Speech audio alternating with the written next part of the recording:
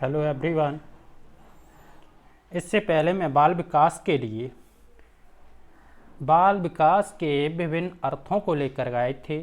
उसके बाद आज मेरा टॉपिक है चिंतन का अर्थ। मेरे चैनल को लाइक, शेयर और सब्सक्राइब कीजिए। मेरे अगले वीडियो को देखने के लिए बेल आइकन को भी क्लिक करें। आ जाइए चिंतन का अर्थ। देखिए चिंतन क्या होता है, चिंतन के बारे में आपको बताऊं। चिंतन होता है, देखिए मनुष्य के सामने कोई ना कोई समस्या आती है। मनुष्य के सामने कोई ना कोई समस्या आती रहती है।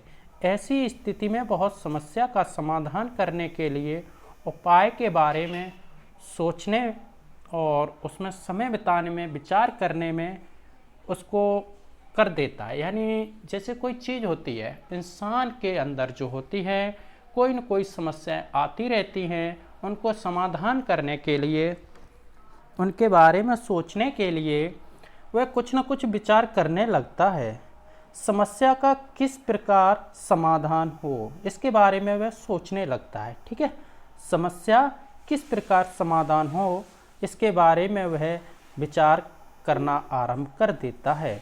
समस्या का किसी प्रकार समाधान किया जा सकता है, इस प्रकार चिंतन प्रक्रिया आरंभ होती है। समस्या का समाधान होते ही प्रक्रिया समाप्त हो जाती है। देखिए मेरा कहने का मतलब है चिंतन क्या होता है। चिंतन होता है कि मनुष्य के सामने कोई न कोई समस्याएं आती रहती हैं और उन समस्याओं को वह समाधान करना और उनको समाप्त करने के लिए इसकी प्रक्रिया को जो फिनिश कर देता है, यानी समस्या को समाधान कर देता है, तो वह आपका चिंतन कहलाता है। ठीक है, आगे आप कह सकते हैं कि चिंतन विचार करने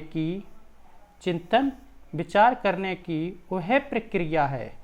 चिंतन विचार करने की वह प्रक्रिया है कि मानसिक प्रक्रिया जो किसी समस्या के साथ आरंभ होती है उसके अंत तक चलती रहती है। देखिए चिंतन विचार करने की वह मानसिक प्रक्रिया होती है जो किसी समस्या के, कोई समस्या उसके आरंभ होती है और उसके अंत तक चलती रहती है, वह चिंतन कहलाती है। ठीक है, आगे चिंतन मानसिक क्रिया का, चिंतन जो होता है, यानी मेरे दर्शन शास्त्र हैं उन्होंने कहा है कि चिंतन मानसिक क्रिया का ज्ञानात्मक पहलू है या मन की बातों से संबंधित मानसिक क्रिया है।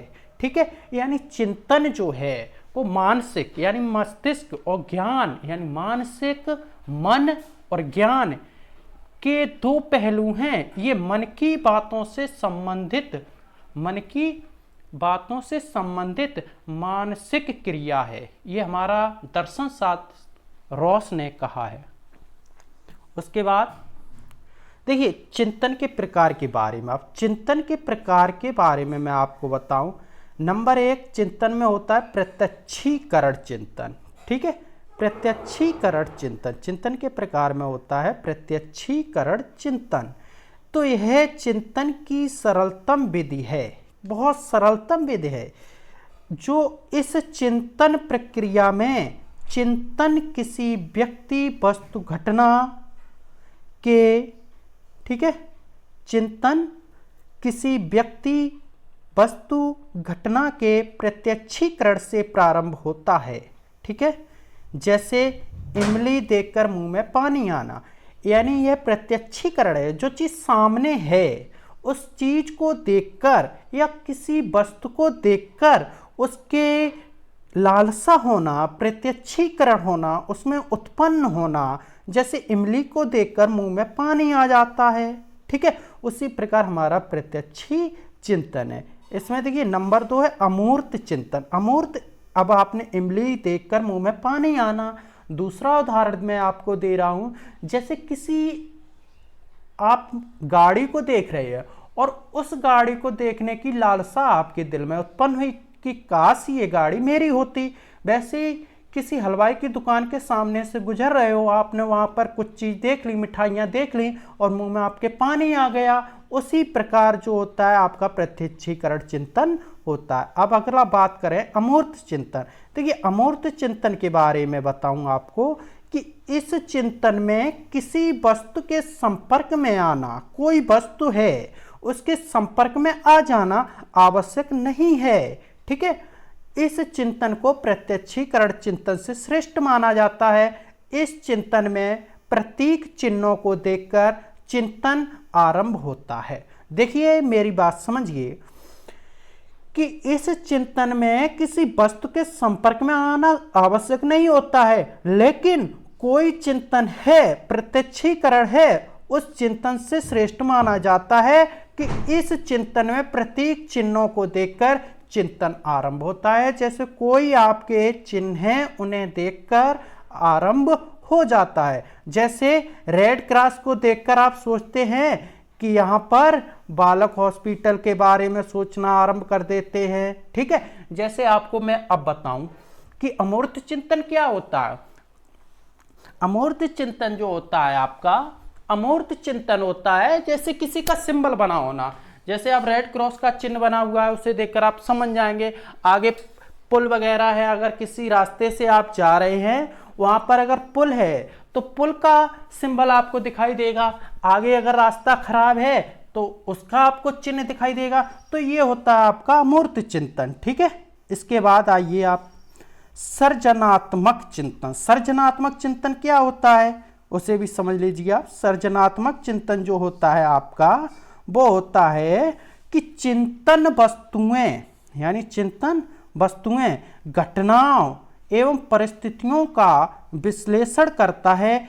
इस प्रकार के चिंतन में नवीनता सर्जन होता है। ठीक है, देखिए बात समझिए कि सर्जनात्मक जो चिंतन होता है इसमें घटनाएं हैं, आपकी परिस्थितियां हैं, उनका जो विश्लेषण करता है, इसी को हम सर्जनात्मक चिंतन कहते हैं। सर्जनात्मक चिंतन कहते हैं। यानी कोई परिस्थिति आपके सामने आ जाए, कोई घटना घट जाए तो इसे सर्जनात्मक चिंतन कहेंगे। उसके बाद है आपका तार्किक चिंतन। देखिए तार्किक चिंतन की अगर हम बात करते हैं तो तार्किक चिंतन होता है चिंतन सबसे उच्च कोटि का है। इस प्रकार के चिंतन में बालक किसी समस्या का समाधान करने के लिए प्रयोग का प्रयोग करते हुए किसी लक्ष्य तक पहुंचता है।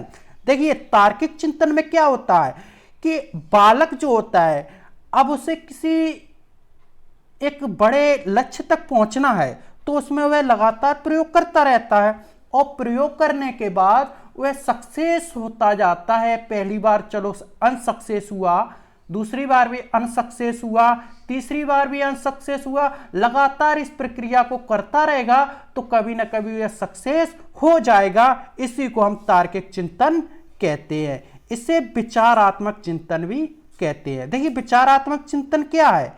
विचारात्मक जैसे हम किसी चीज पर हम विचार करते हैं कि इस चीज को यानी इस लक्ष्य को पाने के लिए हमें क्या करना चाहिए।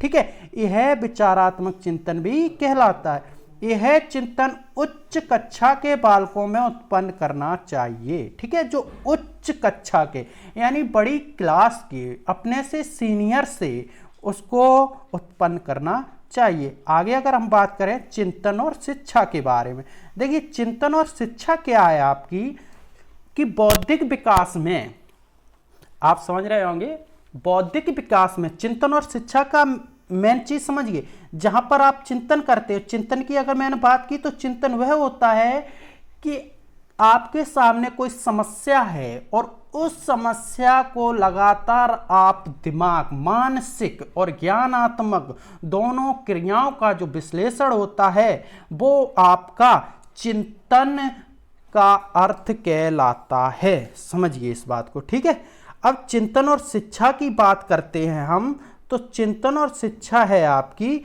बौद्धिक विकास में चिंतन का प्रमुख रोल होता है। शिक्षा प्रक्रिया को सुचारू रूप से चलाने के लिए चिंतन शक्ति का विकास करना अत्यंत आवश्यक हो जाता है।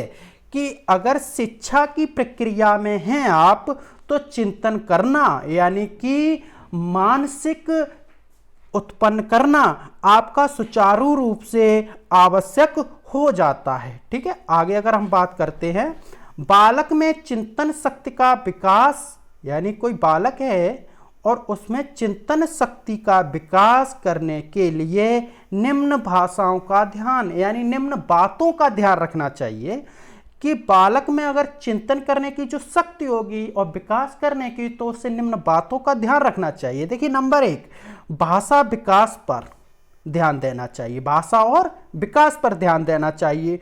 रटने की आदत को दूर कर लेना चाहिए। ठीक है, जैसे हम कोई चीज रट लेते हैं और उसे रटने के बाद वह कभी न कभी भूल जाएंगे, उस चीज को समझना चाहिए। ठीक है, जिज्ञासा को जागृत करना चाहिए, प्रेरणा प्रदान करना चाहिए। ठीक है, उसके बाद वाद विवाद एवं तर्क के लिए अवसर देना चाहिए। वाद विवाद एवं तर्क के लिए क्या देना चाहिए? अवसर। अब मेरी बात समझिए। ठीक है, आगे नंबर है आपका उत्तरदायित्व के कार्य सौंपना, यानी उत्तरदायित्व का कार्य सपना। यानी उत्तरदायित्व का मतलब ये होता है, जैसे मैं किसी चीज को हासिल करना चाहते हैं तो उसी चीज का मेरे मन में, दिमाग में चलना चाहिए। ठीक है, उसके बाद अध्यापन विधि पर ध्यान देना चाहिए, मूल्यांकन पद्धति पर ध्यान देना चाहिए, विचार अभिव्यक्ति की स्वतंत्रता प्रदान करना चाहिए, प्रत्यक्षीकरण अनुभव का विकास करना चाहिए। प्रत्यक्षीकरण में आपको बता चुके हैं, प्रत्यक्षीकरण वह होता है कि जिस चीज को देखकर हमारे मुंह में जैसे पानी आ गया, इमली को देखा पानी आ गया, अंगूर को देखा पानी आ गया, मिठाई को देखा पानी आ गया, तो कहने का मतलब जो होता है, लालसा उत्पन्न होती है कि इस चीज काश मेरे पास तो नहीं है, लेकिन मैंने देखी और मेरे मन में कुछ चलने लगा। ये आपका प्रत्यक्षीकरण होता है। तो प्रत्यक्षीकरण अगर बात करते हैं, जो सामने चीज हो उसके बारे में दिमाग चलना चाहिए। ठीक है, अब देखिए, मैं आपको इस डिस्क्रिप्शन लिंक में पीडीएफ डाल देंगे, वहां से आप डाउनलोड कर लेना और मेरे चैनल को सब्सक्राइब, लाइक, शेयर जरूर कीजिए।